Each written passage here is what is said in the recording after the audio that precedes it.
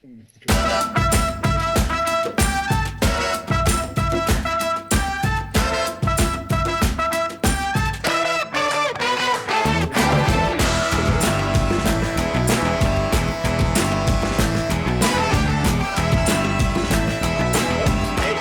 that's it. I think we got it.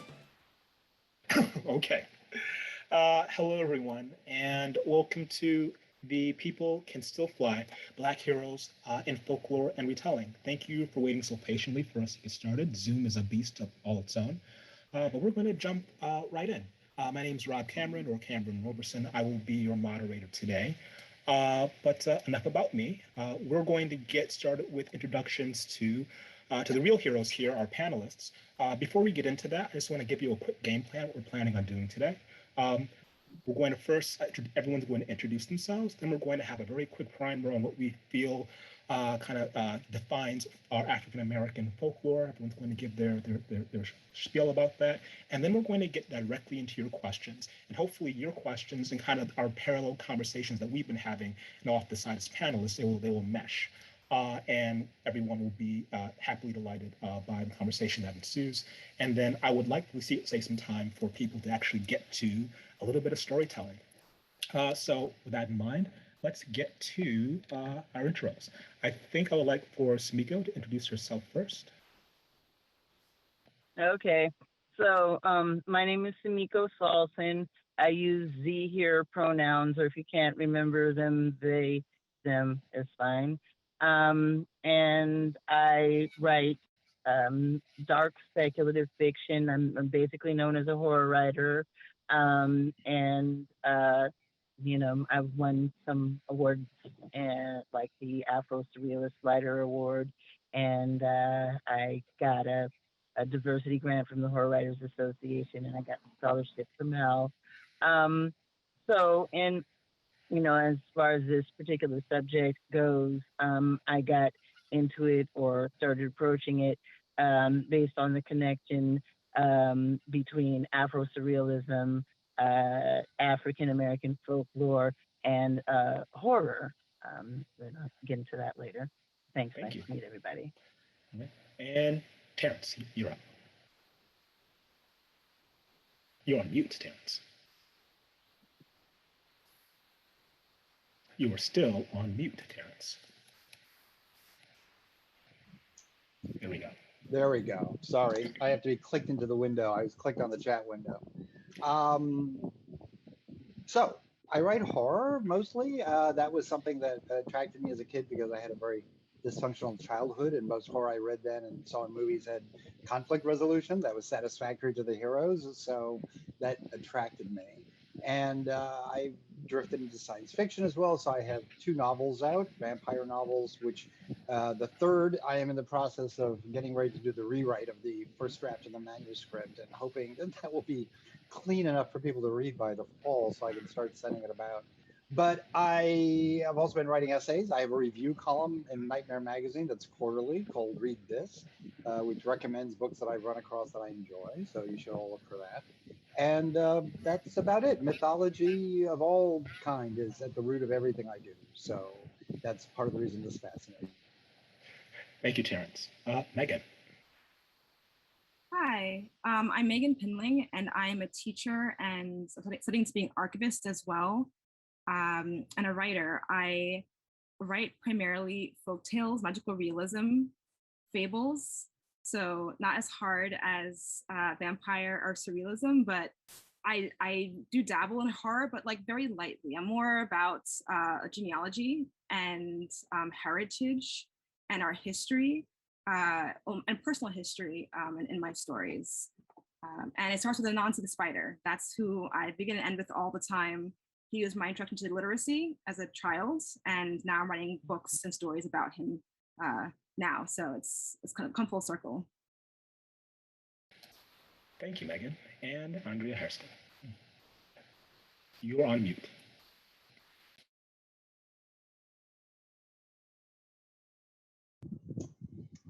Hit the space bar, but also make sure you're clicking the window. Okay. So I Yeah, hit you had this to click space up thing and there. it didn't work, so I had to get back to my mouse. Okay, hi, I'm Andrea Hairston.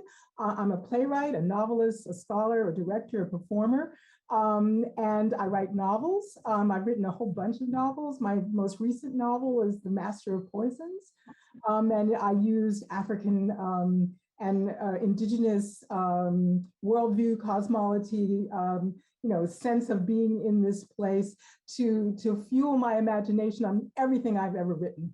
I write about the future, the past, and the present because they're all simultaneous. And I'm very, very much motivated by, having the ancestors talk to the future. So I'm in league with indigenous futurists in that, and that means we like get a hold of the past as well, because the past is, as a physicist, entangled in the future. So I really love folklore, and I'm so juiced to be on this panel with all of these people. I'm hoping that the audience will inspire me in my next piece of writing. So thank you. The past is entangled with the future. I hope somebody's quoting these. That's fantastic. Well, on that note, and maybe I'll go back to Andrea first. We want to kind of give people who are new, who have not been doing deep reading in folklore, not on JSTOR, going there and doing the deep research. What you feel kind of exemplifies or kind of defines African American folklore, the diaspora, I guess, without putting, how do you feel that that can be expressed best? And I'll start with Andrea. Okay, well, I grew up in the 50s. So, and at that point, people were like convinced that Africa and African Americans were separate, that, we had lost all our culture. We left it back, in West Africa where most of us had come. So we didn't have any connection to the Igbo or the Yoruba or the Tiv or any of the people who were living there. And we were like, sort of like monstrous beings who, just were formed in slavery without culture. That actually was the prevailing view. So I grew up as people fought against that view and said, there are 60,000 words in English, from African languages. So, and language is how we, organize our thoughts and see the world. So African cosmology was here with us and we put it in the English language.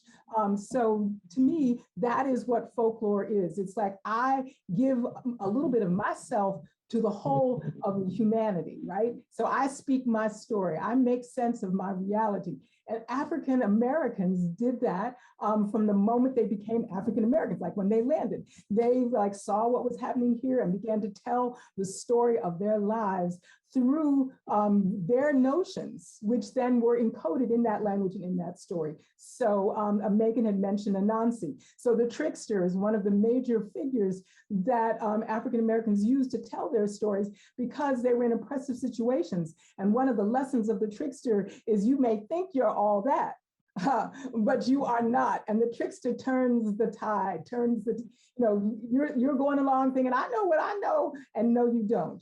And so that was one of the favorite tales, of enslaved people as they told their stories about how to survive the moments they were in and also celebrate who they were and who they had been. So that to me, it's the stories you tell in the barbershop and the hair salon, it's the stories you like tell about, like, did you know so-and-so? And it's also the literature we write, right? So it's from everyday stories to, Toni Morrison, right?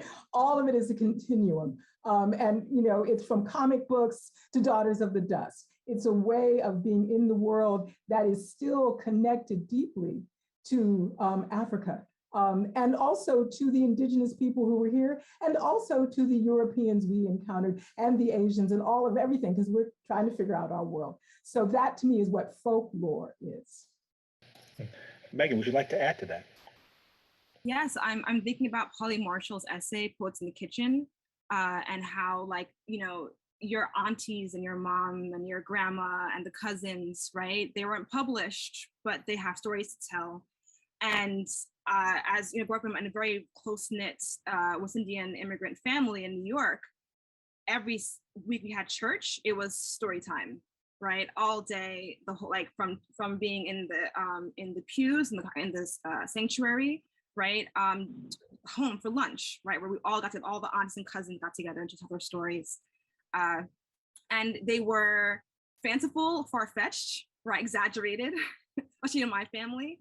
And they are retold over and over again, right? To this day, I have stories I've heard from a child I'm hearing now, and I'm 30 next month, right? So they have not gone away. They have changed slightly, they've been edited, revised, right, as time has gone on, but the root is still the same. So my definition of folklore is as broad as being two women shopping for Sunday dinner, right? That's a folklore happening right there, right? Talking about their week and about their husbands, their children, right? Stories from the Bible. I don't upset anybody too much, but I look at the Bible now. I mean, what a very religious community. It's a piece of like folk literature, right? And how that has been woven into the Black church and the Black community, to be added on a revised addendum to a non-skin spider or the Lagahu or the Duppy, right?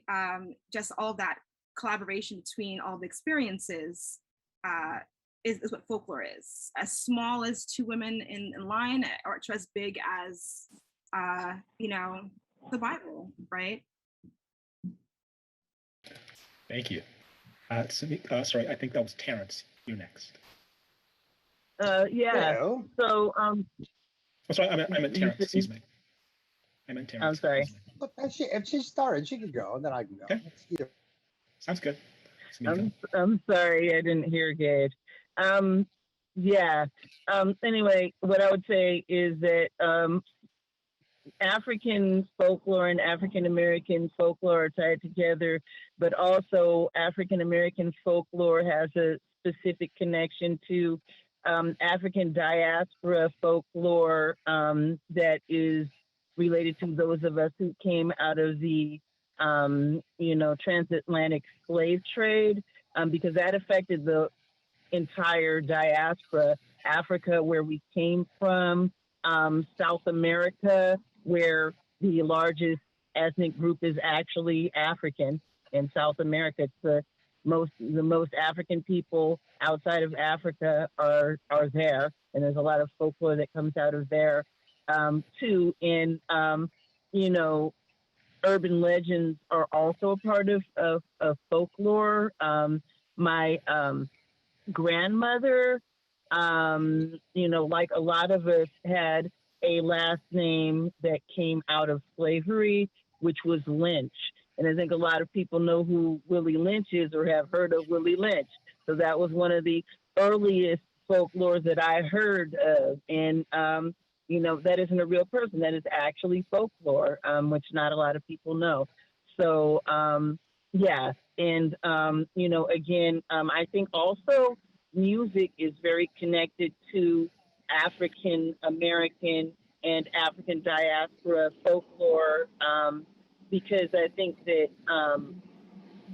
our stories have been told in music. Earlier, the church was mentioned. A lot of gospel songs are telling stories from when we came out of slavery, like Wade in the Water.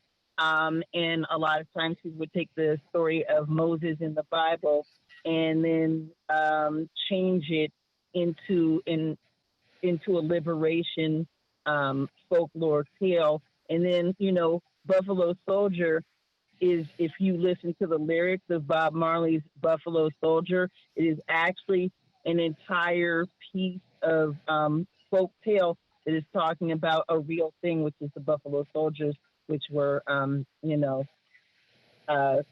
the African American regiment of soldiers. So yeah, that's what I have to add. Awesome. And Terrence. Well, it's funny listening to everybody. I came to a love of mythology from my grandmother. My grandmother, my mother's mother specifically, was someone we'd stay with periodically. I was an Air Force brat, and I would stay in the room that had her library. And she had a wall of books, and among them were like all these old fairy tales. There was Bullfinch's mythology, which is well beyond my age, but fascinating. There was the Divine Comedy, which taught me about heaven and hell. There was the blue, red, and green fairy book, which gave me a background in some of the earliest versions of European fairy tales. And there was all this stuff. So I got an interest. I grew up. I started reading science fiction and horror, which I see as the modern mythology. Genre writing is our modern mythology, is where we play out the same dramas that myths did. To me, I didn't get the African folktales till adulthood because, ironically, my grandmother didn't have those in the house. Partly, there were not that many collections available at the time. So essentially, I came to that later, but I could see how all these things wove together. And essentially, what all mythology to me has in common is that it's what we had before science to explain how the world worked. We talked about a thunder god that made the thunder. We talked about different deities that assigned to different natural forces that controlled us, and that if we could somehow get them on our side, they would benefit us. So all of that is fascinating. My grandmother was a devout Catholic. She converted in adulthood, and a self-professed witch. I mean, there was no distinction in her between the two. She could control events with her willful magic, and she could also pray. But I was raised with that dichotomy of seeing it all as sort of different ways of contacting the same source. So I love this stuff because all mythology, and I include comic books in the movies that we're making now, there are these things that touch something deeper in us than just standard stories. The reason the myths stay, the reason they keep getting adapted, Neil Gaiman adapted the Anansi Boys, Angela Carter was doing the Western fairy tales. We keep pulling them in because these are the truest stories for us. These are the things that speak the most to the things that actually concern us. So they come back in different forms over and over again. And it's the difference, and this will be the last thing I want to say before we go back, is between the Western fairy tales I read and the African fairy tale, is that the Western fairy tale stayed in the West. What I saw with the African folklore was that when those people were brought here, they adapted them to something else. So Anansi, though there was a rabbit in African folklore, became Brer Rabbit, the trickster.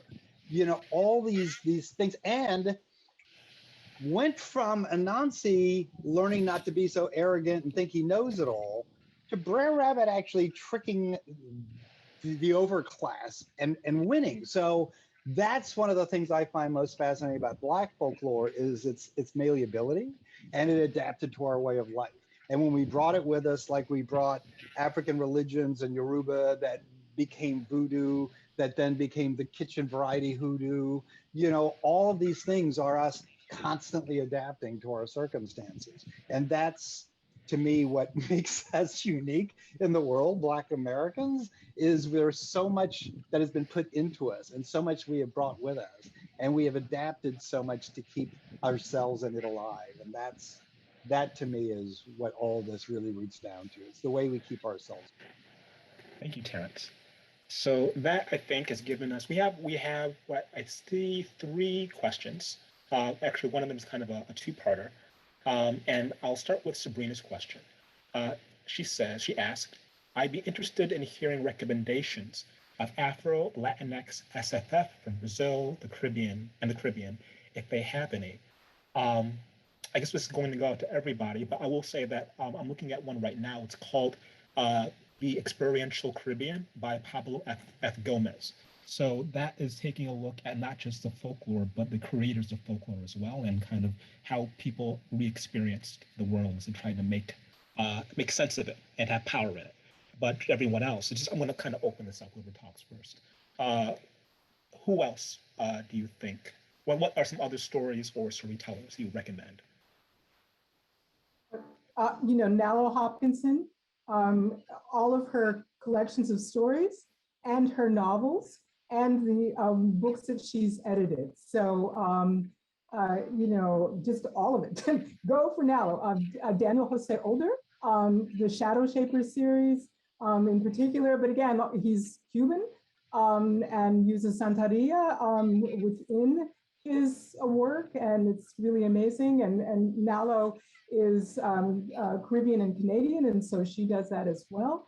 And I'm just going to argue a little bit with Terrence about this thing about science versus myth, because I was a physics major, and I really think that cosmology that is in the myths is not in any way in relation, in opposition to science. Okay, because we often think that science is somehow superior, better, but mythology is trying to actually do value and meaning, right? Science is not necessarily trying to do that. So the question is, what does the scientific stuff mean? That's what a myth asks and answers, right? So when Darwin comes up with survival of the fittest, right? People come up with myths that fittest is like some alpha male who can beat the shit out of everybody, right? But fittest could be the friendliest, survival of the friendliest, right? So the mythology that comes from Darwin has nothing to do with, because survival of the fittest is something, it's an idea that we have to explore mythologically for it to relate to our lives. And Darwin actually didn't need that alpha male beating people up, okay? So he didn't, but that's what became the mythology from that scientific idea, right? And that we're on this hierarchy and the alpha male is at the top. Like only one dude and I can take it all, right? That's, we could have a communitarian view of survival of the fittest, right? That would be the myth that I would tell and that many people tell, that we all need each other, right? And that's why there are more dogs than wolves, because they're friendlier, all right? I'll just say on that, I think the trickster would always be the last person standing. It's the question of which trickster. It depends on the trickster, because some of them aren't, and I have a story about that. But I didn't mean that one supplants the other. I think one evolved from the other. And what you brought up is an equally interesting point that I hadn't thought of, which is basically myths explain things before we had the ability to figure out scientific process. Then we use that to explain things. But you're totally right. Science then gave birth to a new mythology based on science. And so Darwin created a monster by telling, Christians who believed they had dominion over the earth that they really did, and things like that. So yeah, it keeps rolling back into it. So the funniest thing to me is quantum physics. The deeper we get into quantum physics, the more metaphysical it becomes. Nothing makes sense on a quantum level. It does what you want it to if you think one thing as opposed to another. And if that isn't an argument for the universe as a physical construct with spiritual growth that we just arbitrarily agreed on at some point, I don't know what does. Because if they keep pulling that thread, they're going to unravel the whole. Okay. Megan, did you want to add something to that? Well, yeah, I will. Andrea mentioned the two authors I had in mind, so I don't have anything to add in terms of authors, but I do think it's interesting as my background is I'm Afro-Panamanian, and but culturally we identify more as being West Indian, so we don't really identify as much, my family at least, with the more easily defined Latinx or Latino experiences beyond the language. Spanish, but like culturally, our stories are so rooted in like Jamaica, Barbados, like Nalo Huggins is from Jamaica, and Tariq Bambara, who is from Barbados, I believe, right? And she did like the whole years of the family community. So I don't know that I have like. I'm looking for is my point. So I'm not making it. I'm looking for these stories as well. So if people know in Discord, like if they can put in the chat their own tales, I love that as well. Aqua and next folktales. I was just gonna say I was looking around at my office my mom's office right now. I brought a book with me of Belizean folklore creatures, and a lot of them are had Hispanic or Iberian, or at least or either Hispanic or kind of based in the Iberian Peninsula. Kind of blended in there. And if I can find it without leaving my eyes on it, I'll show it to you guys. Samika, are you going to add something to this question? Yeah, so on the question about earlier about authors who use folklore, Eden Royce is another author that I would say uses folklore in the writing. Say her name again. Eden Royce. So Eden Royce is writes an author of Southern Gothic horror, and uses a lot of folklore that comes out of the South, and sometimes it comes out of also Louisiana, but mostly like different types of African American Southern folklore. And hopefully you can still hear me. I had to roll down the windows because my phone was overheating.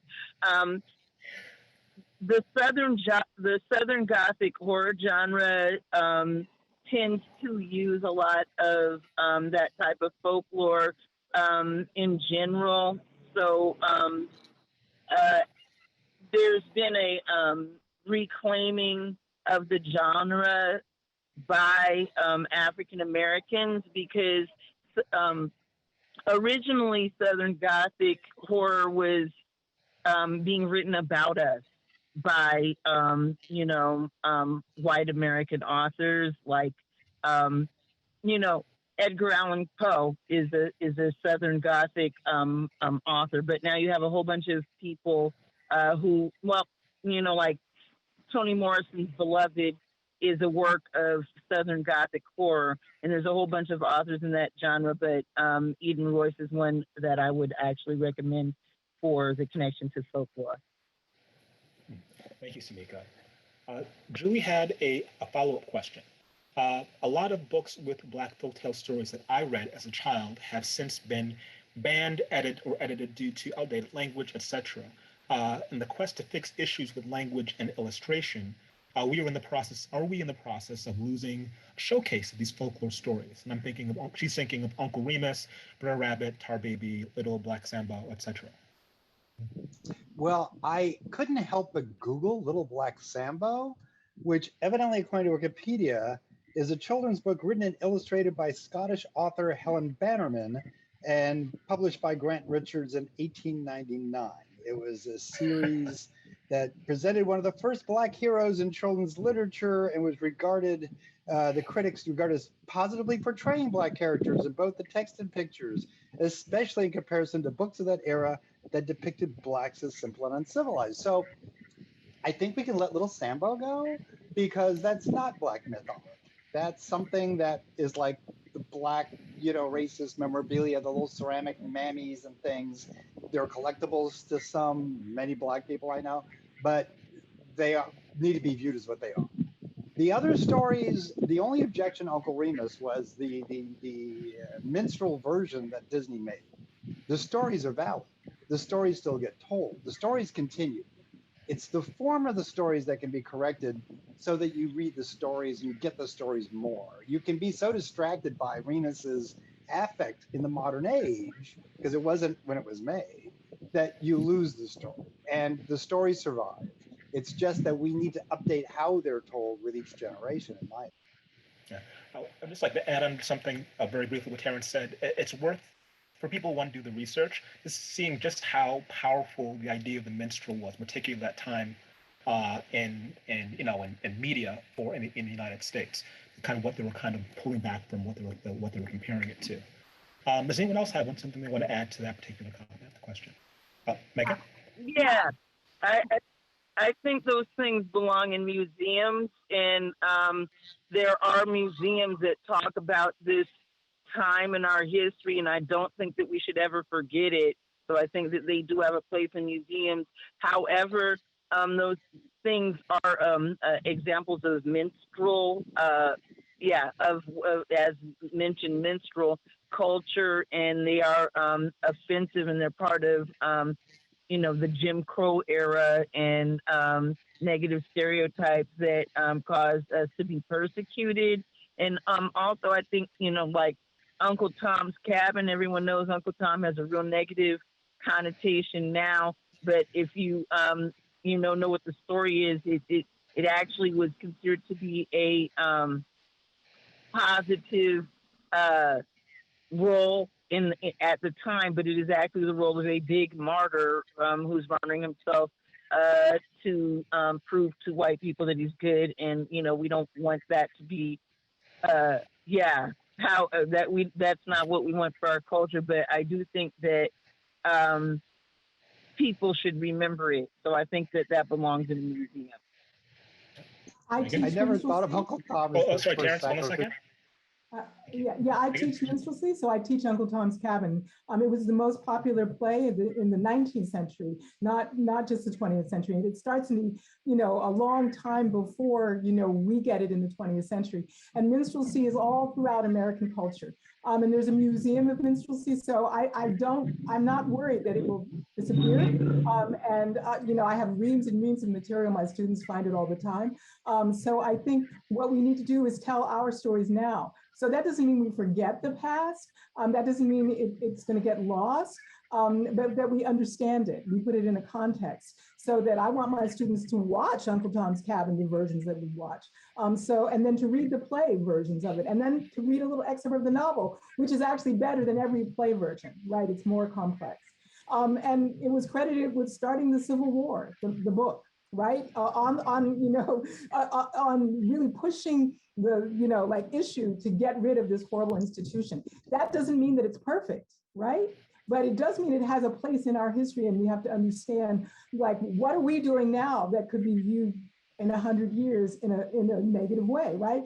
So we have to strive for the best that we can. And I think that's what Uncle Tom's Cabin's writer was doing. But we now know better. So the writers now are what we need, who are striving to do the best they can, having the knowledge of Uncle Tom's Cabin and all the stuff that it did as part of their background. They can go, oh, that's what happened when you lose your mind and do this.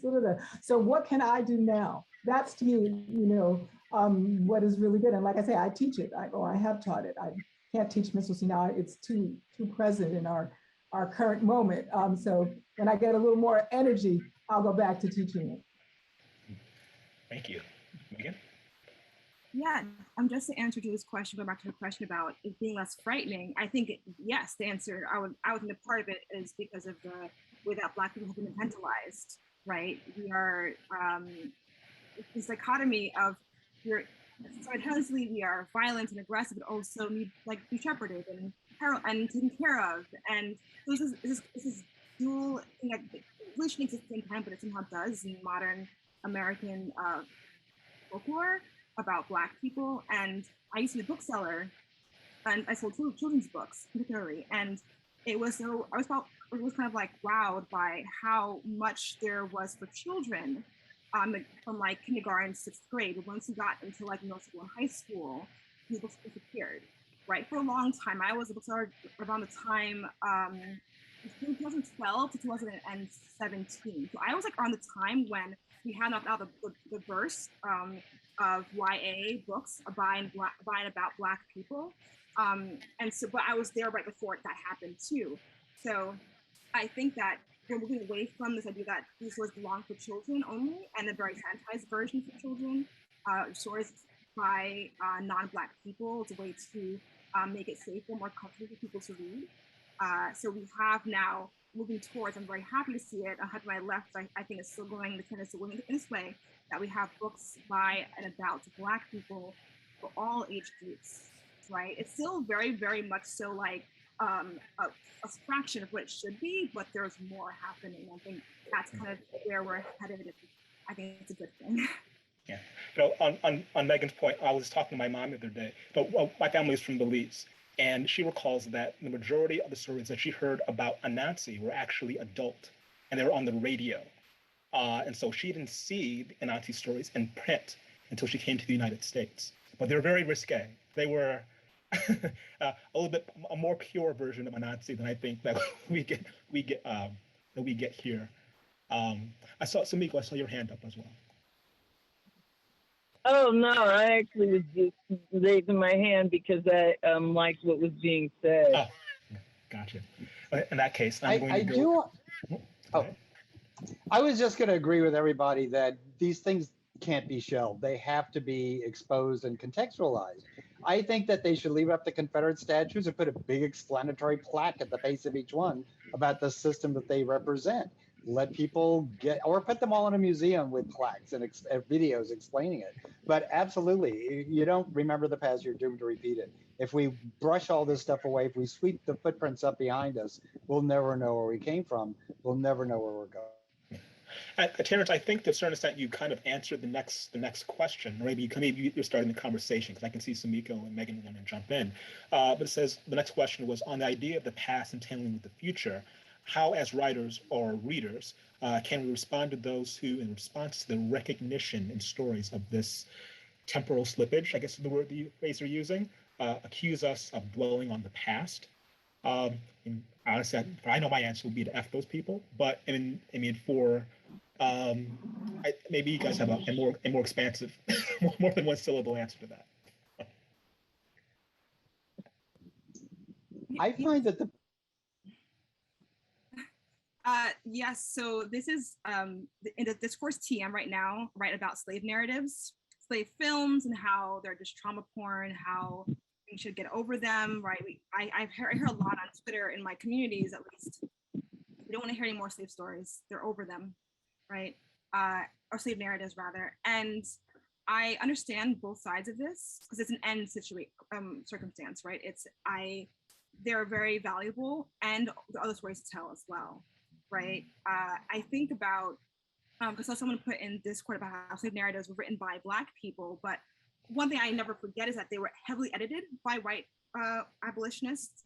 They were not allowed to be as graphic. They could not be explicit enough. Because they were political tools, right, to convince Northern white people that slavery was bad, right? But they couldn't go so far as to offend them, right? So even in slave narratives, we have to keep in mind who's telling the story here. And in addition to films, we have adaptations of slave narratives.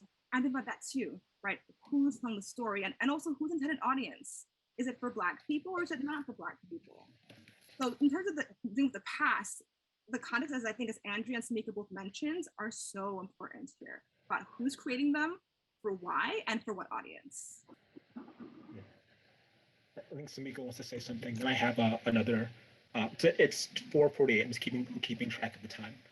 Move on to another subject. But Samiko? Yeah, so I agree, and it does matter who's telling the story. So I'm a horror writer, and a bunch of Black horror writers criticized Stephen King for constantly, basically telling the Uncle Tom story, like The Green Mile. It's Uncle Tom. It's a reinvention of it. Okay. But I do think that, you have Octavia Butler's Kindred and stories that are by African-American authors that are telling, about slavery from our point of view, that I think are very important. And I actually think that there's been so much of us being talked about, even by allies, even by people on our side, like abolitionists, and not enough exposure for us talking about how we feel about it. And I think that, when I was in school, they had us read Naeem Akbar's books about how slavery has impacted the psychology of African Americans and how it's had an effect on our culture, to this very day. I don't think that you can really talk about Black Lives Matter without talking about both slavery and the Jim Crow era, and hundreds of years of us being stereotyped and typecast that led to things like police stereotyping and brutality. So I think that the history does relate to the present. Yeah, and just I want to just. Oh, go ahead. Sorry, real quick. I was just going to say that those of you who are interested in these stories as we're being told, there's a massive amount of indie African American diaspora writers who are doing this work. It's just not from a major publisher. So if you go into depth and look for Black indies, you're going to get a ton of stuff that is doing really interesting experimental things and telling the story forward, even as we are entwined with the past. Andrea? Yeah, so I think one of the difficulties, that we face as storytellers is that, the past is entangled in the present, right? So we cannot ignore it. Whatever story we tell, it will creep in. So let's be in charge of that, right? So there's nothing to be done. These things have happened. They have marked us. Those things that have happened to us, color everything we do, all the choices we make, just what Samika was saying. So let us figure out how to tell stories so they aren't porn, right? Because all we have are these examples of how, oh my God, look at that, oh, smack, smack, smack. And so you feel like crap after you watch it rather than have, back to what myths are supposed to do. So to me, myths are to shape our cosmology. Like, how do we want to be in the world now? What do we want the future to be? What do we want our children to feel like? So, we can't like Terrence said, we'll repeat bad mistakes if we don't learn from them. So our task as storytellers is not to ignore the past, but figure out how to speak the past so that it galvanizes us to action. So that it says, okay, these people went through all of this and they did this, this, and this. And how can I do that? So I look at the past and say, this is the Igbo landing story that we were going to talk about, right? Some of the people who came to the Georgia Sea Islands, they got to landing and they were from what is now Nigeria. And they looked and said, oh my God, look at the future we would have here. I'm going back across the ocean. So they got back in the water and started walking on back to Africa. And some people say they flew. And some people said they swim. And some people said they got there. And some people said they died. Right? But in other words, I have a future, right? That's what myth does. I have people who are so strong that they won't put up with whatever is happening here. They will make a way to fly. They will make that way out of no way, okay? So I think that's what we need. His stories where, these were stories people were telling at the time of being enslaved, right? Like, these are people who defied all of this, all the trickster stories. These are people who defy the moment that you are living in that feels like you have no way, right? How can you now defy that moment and make a future? So that's the kind of story we need to tell. And that's, Octavia Butler is telling one of those stories. That's definitely what she's doing in Kindred and everything else she writes. And many of the writers are doing that. How can we defy what the limits that other people have put on us are? And that's what you use myths to do. That's mostly, yes, and I am valuable. Yes, I can be. And yeah, it's a crap mess out here. And I can fly. I can get on, I've said this on a couple of panels, I can get on an underground railroad and get to freedom. Right?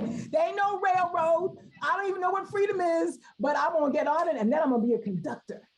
That's mythology, right? That's what mythology can do. There are also other mythologies that can do terrible things, but what Black folklore was doing is getting you on that underground railroad so you could go and make that future that is free. Well, on that note, because I'm sorry, Terrence, we're kind of coming to the end. Yeah. What's your favorite story, one that comes to mind, one that you kind of go back to regularly? Is this something for other people to go on to and look up and have some fun with? Terrence, do you want to start? Do you have one in mind? I don't have a particular favorite, but I did read one today that takes 2 sentences to tell about a Nazi trying to gather up all the wisdom in the world and climb a tree to hide it. And his son says, if you put that bag on your back, you can get up the tree a lot easier. And he gets to the top of the tree and goes, wait a minute, I don't have all the wisdom. That was pretty smart. I'm being an idiot. And he releases it to the world. And I think that's what we do. We release our wisdom. Nice. Yeah, I also have a Nazi story as well. How Nazi got a bald head. It was the first story I ever read. When I was a child, I had a cassette with Denzel Washington reading the story. It was a big thing in the 90s to have him read like stories to children and then Happily Ever After on HBO. And so I had that cassette, I had the picture book, and I was told to go upstairs and read. And that's my first, especially with reading, is that story. I've got a bald head. Samika? Yeah, actually, the story about the people flying really is one of my favorite stories, and it bookends Song of Solomon. So that's when I actually first heard that mythology about the about the slaves that jumped off the boat in Georgia at Igloo Landing, that they didn't actually drown, but they flew. And that was the first time I heard it, was in the Toni Morrison book. I love that book, and I love that story. I love the hope in the story. I love the idea that you can actually escape and that you're not going to die in escaping, you know. So, yeah. Wonderful. Andrea? Well, I told that story, so that's one of my favorites too. And another one I have is Sunjata, as the Kings of Mali. It's an epic from old Mali. And the griots from West Africa tell this story. Sunjata is the son of the buffalo woman. She's a humpback, ugly woman. And at first, he can't do anything. He can't walk. So, his father's like, oh God, like I have an ugly wife and a disabled son, and they'll never be anything, right? And it's Sunjata and his mother and his best friend who unite all the Malian people in a great time of peace, right? From the people we want to throw away, who we think are ugly, who we think are less than, come the greatness of our nation. So I highly recommend Sunjata. And there are musicians who also make music of this too. That and Robert Johnson on the Crossroads, getting how to play his music from Baron Samedi, or as the white people said, the devil, but that was just Legba. That was Eshu saying, play your music here, do it like this. And then that became the great blues music. So those are my favorite stories. Thank you very much. I think we only have 2 more minutes. I'm just going to say that one of my favorites also is the children, the people could still fly, or could fly. But one of the reasons is because so many other stories have come out of that, and it's rarely, it's kind of like there's no core text, this is one that definitely resonates. And in our previous email conversations, I've been talking about this musical group called Drexcia, and they're like Detroit electro techno, and they came up with something based off of this. I don't know if it's based off the stories, but it feels like it is, where the people decided, the children who were and the pregnant mothers were dropped off the sides of the ship during the crossing, and instead of dying, the children were reformed to be able to live and breathe underwater, and they created this city like in Atlantis, off the coast somewhere off the American coast, and it's really cool. Drexciyan is the name of the people, the Drexian. If you Google that, I'm sure you'll find some cool stuff. So I think that's all we're doing. Anybody else have any last thoughts before they plug us? They pull the plug? No? Okay. Well, thank you very much. Thank you. Okay. Yes, thank you. Thank you. Yes, thank you. Nice. Thank you all. So yeah, that's it. Everyone go have something delicious and get up away from the screen for a bit before you come back to an amazing Readercon. And we'll see you later. Bye-bye.